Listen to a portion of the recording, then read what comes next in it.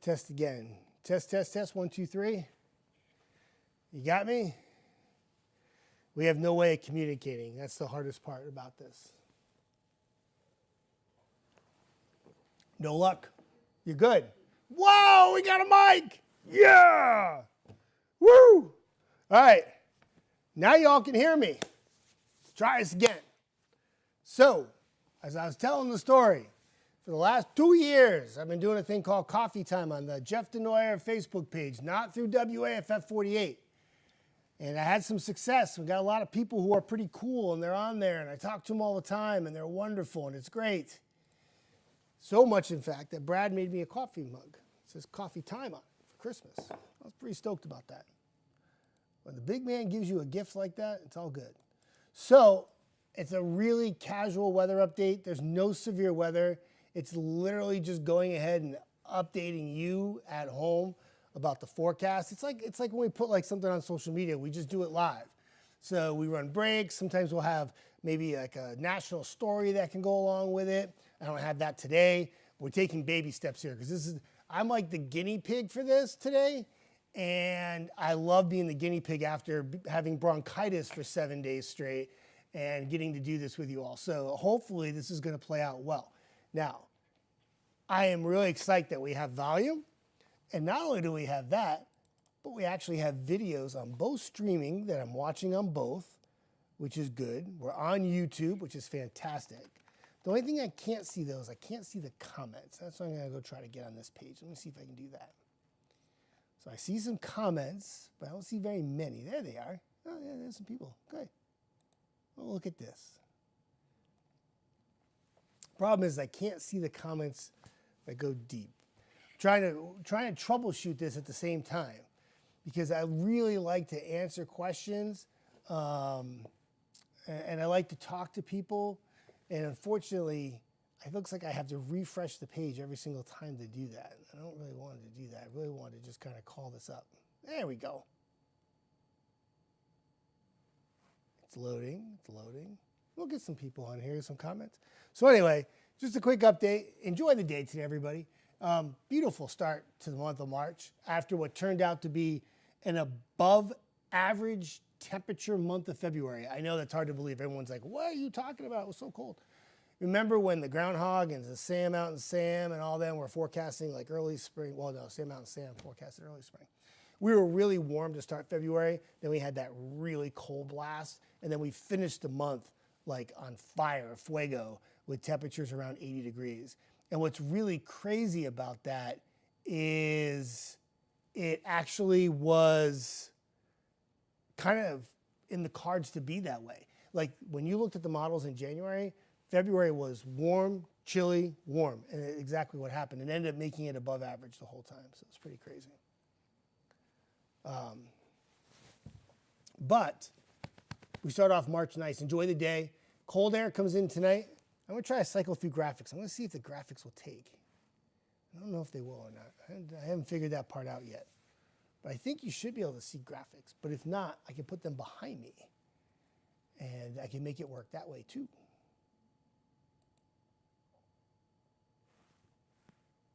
I got different ways to do things. And I can see the graphics. And you got temperatures. Yeah, bam, we go. I'm on fire today. Temperatures is right now in the 50s, a few 40s, Fort Payne. When we were on air today, Claudia and I, and Matthew, it was 31 in Fort Payne, and everybody else was like in the low 50s. And just very, very chilly. Very chilly air. But it's warmed up nicely. Today turns out to be a nice day. If you like 60s, you don't mind a bit of a breeze and it's sunny, you'll be good to go. You'll be all right. I see some people, I see some comments now. There's always going to be these two. Daniel Gutierrez, should we go ahead and cancel school next week? I don't know. If you make that call, Daniel, go ahead. Vacation Valerie, this is the one thing I don't like about WAFF 48's page, is the sarcasm trolls. But other than that, we're good. Vacation Valerie is on. For those of you who don't know who Vacation Valerie is, she's the hostess with the mostest, and she knows everybody on all the coffee times that I do, and she's fantastic. Sandy says, good luck to the Decatur High School girls soccer team today. Speaking of that, I have the Through the Day Today forecast up right now, And I'll tell you this, whether it's a soccer game, and good luck to Decatur High School girls. I think that's fantastic, Sandy. But the parade, the Mardi Gras parade's happening today. And every time I see videos of the Mardi Gras parade, day parade in Huntsville, it's raining, right? So I know that they're all really stoked that it's actually pretty nice out. And it's going to be a good day. 61, 60 degrees, a little bit of a breeze. There's a live look in the shoals. Beautiful sunrise this morning. Also, a quick heads up before I forget, next week, daylight saving time will begin, which means the clocks will spring forward, which means not next Saturday, but next Sunday, your sunset time will push close to 7 o'clock. So we finally make that change that everybody's been waiting for, right? There's your wind speeds and gusts for the rest of the day today. You got gusts up to 20 miles an hour, 25 miles per hour. And then while we're enjoying this beautiful day, it's hard to imagine that a frontal boundary moved through the area during the morning. And that's going to bring much colder air for tonight. Chilly, upper 20s. So when you go into church services tomorrow, it's going to be a very cold start to the day, but some sunshine, get us up to about 50. It'll be a cool day. It won't be nearly as warm. And yeah. Yvonne says, lost you. Did you lose the actual feed, Yvonne, or did you just lose my face? Because I don't want my face up right now. I'm just showing you graphics. That's why I'm there. Vacation Valerie, I see you. Can you hear me? It's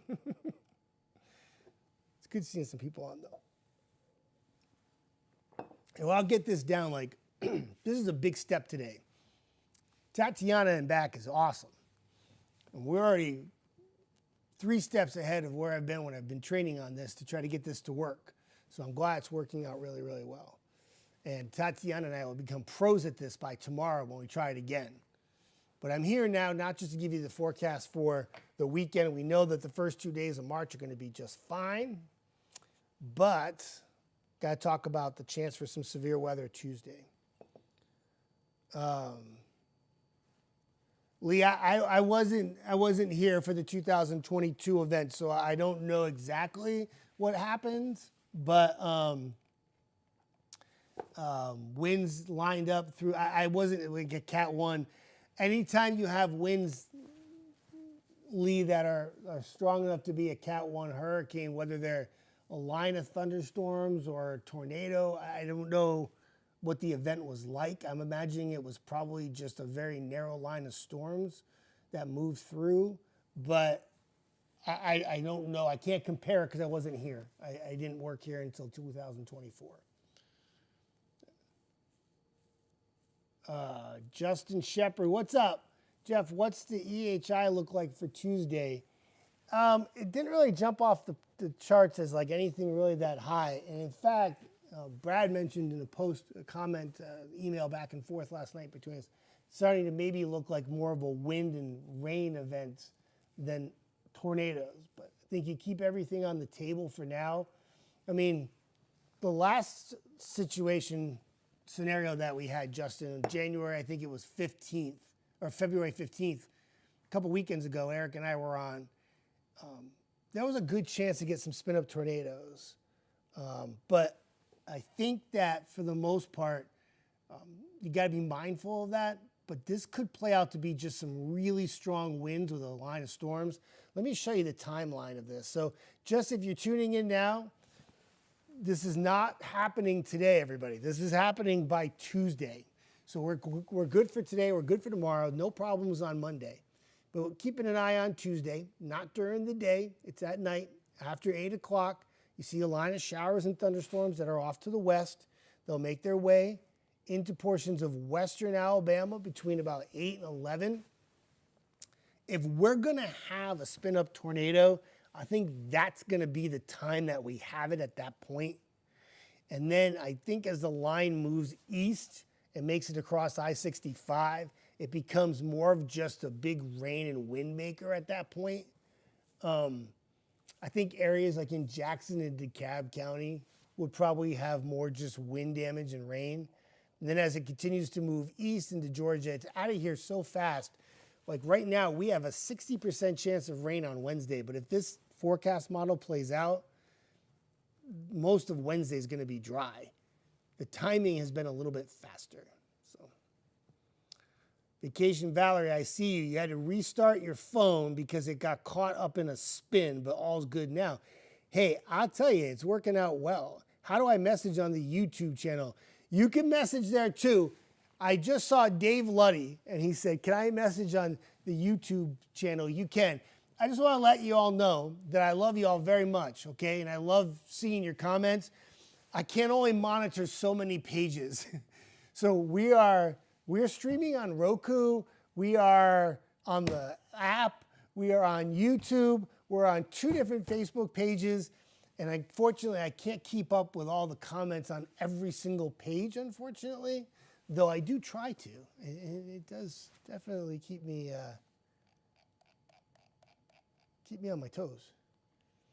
All right, y'all. There's your 10-day forecast for you, okay? I'm just going to leave that up for a second. Justin says, I'm just living life one day at a time. Can relate to that. I'm going to reset. I'm going to reload this page for a second. If you have any questions, just ask. That was a great question from Lee. I just wish I wasn't here in 2022. But if I can envision what you had that day, would be a narrow line of thunderstorms or maybe even just like rain and wind. And it just carried on most of the day. We had that kind of happen here, Lee, if you're still on. We had that happen I think it was last spring. Because I remember Brad and Eric and I worked that day. And we went to go get something to eat after.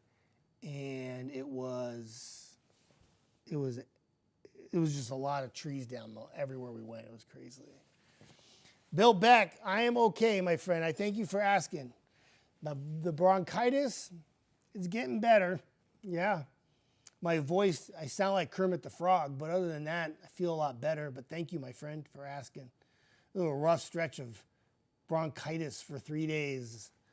A point where I couldn't even breathe. It was so bad.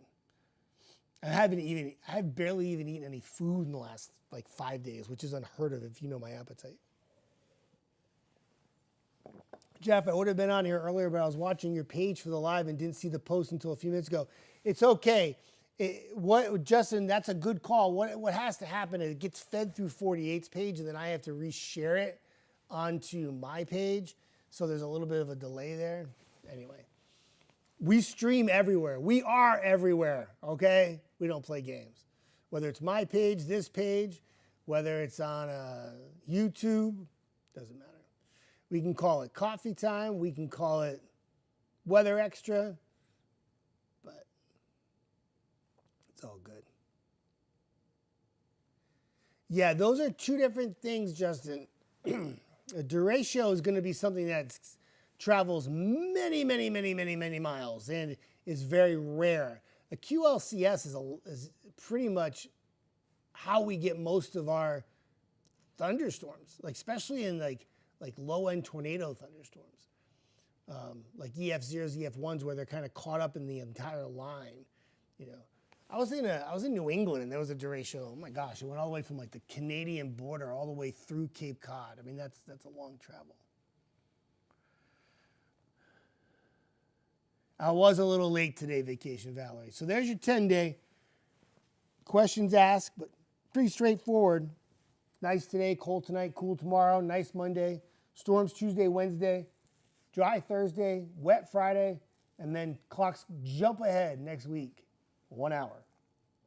And the temperatures in the 50s Saturday, 60 on Sunday. So what I'm going to do, I have to go get a little bit more hot tea because I'm starting to lose my voice. I'm going to come back after a break. I'm going to recap what I just talked about really quick if you all want to hang out for that. But if you wouldn't mind, Tatiana, if you wouldn't mind running that break right now, that would be fantastic. I think it lasts for 1 minute, everybody, and then I'll be right back.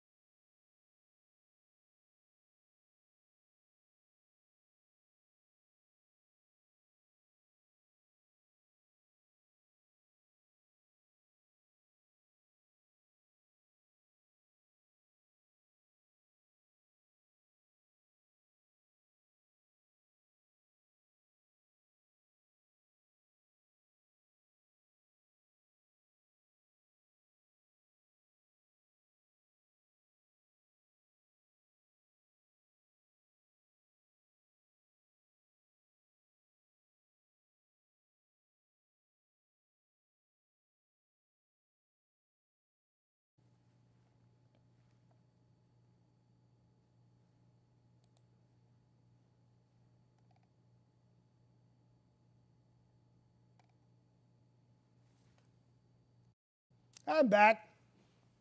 I did get more hot tea. Kind of nice having that little bit of a break. Keeps me from like talking nonstop for like a whole hour like I usually do. But yep, the little breaks are new. I see you, Vacation Valerie. She's like, this is different, having a break. The one thing I'm going to have to work on for everybody, and I do apologize, is getting comments to come up. And I'm seeing a few and they kind of hit or miss. There's not a whole bunch of them. I see Kyle on, which is great. So, no, Justin, it has nothing to do with that. So like, watch this. What's the best way to describe this?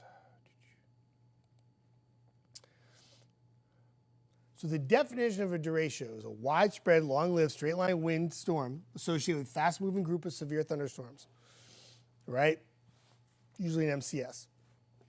Derechos, though, they go for a very, very long time. And there's a certain mileage cutoff on it, too, where it has to be. So the classification and criteria for the derecho is that it has to be has to go on for a time span of 6 hours, okay?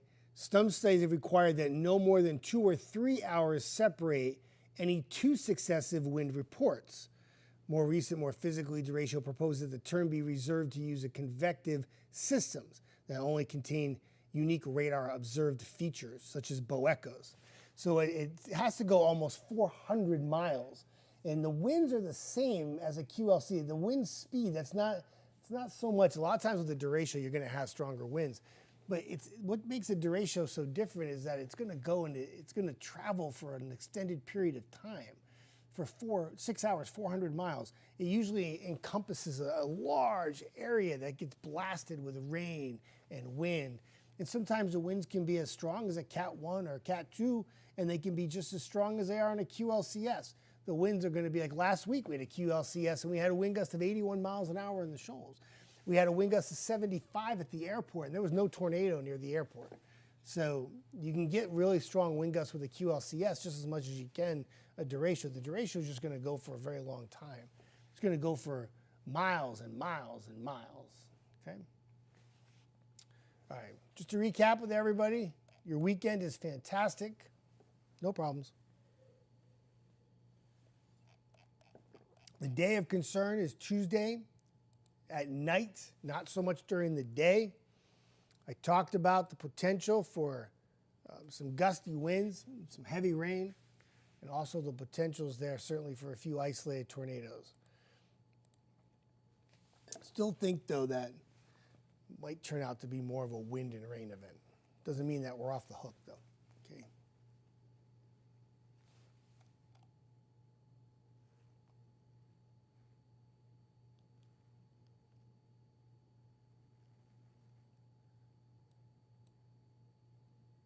I'm going to try to time out this for you. Make sure to see here. I want to pause this.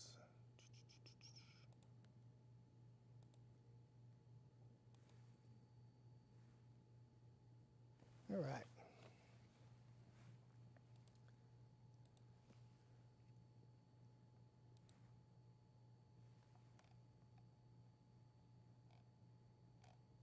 Just going to reload my page for a minute. My Facebook page froze up, everybody. There we go. There we go.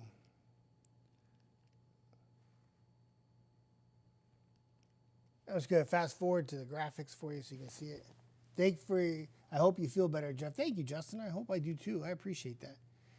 So I'm going to throw the time in there for you. The damaging winds, heavy rainfall. This is for Tuesday night. Kicks in about 7, 8 o'clock for areas west. I think that's when the storms will have the most punch. As they move east across I-65, some rain, some gusty winds, and that will carry off east and cross into the Georgia area sometime by 7 a.m. With this forecast model run, we have a 60% chance of rain for Tuesday and Wednesday. It would be mainly Tuesday night, and then out of here, we've encompassed the Tuesday night time frame with 48 first alert weather days on both sides, and therefore, that would be the target time for some severe weather. Chance of showers at the end of the week on Friday. Otherwise, many of you probably more focused on jumping those clocks ahead 1 hour so that you can have a later sunset on Sunday next week. And right now it looks like it'll be a sunny day. So your sunset would be closer to 7 o'clock. Might be a little cool, but it looks pretty good. Yeah, I'll tell you this. March 1st can have such different weather here in the Tennessee Valley. I mean, you can have essentially 4 different seasons in one day. It's not just in the Tennessee Valley. It's everywhere in the United States. Most places in the United States. But, like, it's crazy, though, is that, like, March 1st can be, I went back and looked at the numbers, right? There was, like, some of them that are, like, really cold. And there's some March 1st that are really warm. I've seen snow on March 1st in the records here. But boy, you can start March all over the place. And look what we just did in February here. What a wild month, right? Warm to start, then it was really cold, then it was really warm. We ended the month with like record highs. We were hitting 80 degrees in the shoals, like back-to-back days. That's crazy. So here we are in March, and we're here, and it's just kind of 60 and sunny. Enjoy. Good day. All right. Thank you all very much for putting up with some of our technical issues in the beginning. But Tatiana and I now, we got our groove going here. We got this. And I think what we're going to do is we're going to get even better and better with each time we do this on the weekends. And that will be again tomorrow. Now, Chelsea's in tonight. Not only is she on air, but she's going to do a weather extra. I don't know exactly what time her scheduled one is. I think it's 4:30, but I'm just throwing that out there. I kind of remember the emails. But she'll have the very latest on the storm potential for Tuesday night into Wednesday. We'll continue to post on air and we'll have our shows on air. We'll post online too on our Facebook pages and also on our web page as well. I'll be back on tomorrow morning. Hopefully I'll have a little bit better voice so it don't sound so Kermity. And we'll get you covered and make sure we can start to zero in on that timeline for the storms as we get closer and closer to the day. Also the type of impacts. Will areas like, for instance, west of a 65 favor a higher chance of tornadoes and less east? Or is it going to be just a big wind event for everybody? And are we going to be able to keep the time frame the way it is now where it looks like it will be more of a nighttime storm? You know, it's also important now, being a couple days out, you know, for many of you that we got to meet at the weather radio programming in Jones Valley, the night storms freak everybody out, right? And I get it. You can't see outside. It's tough. But hopefully this plays down and not up. And it turns out to be more of just a rain and marginal wind event and not damaging winds.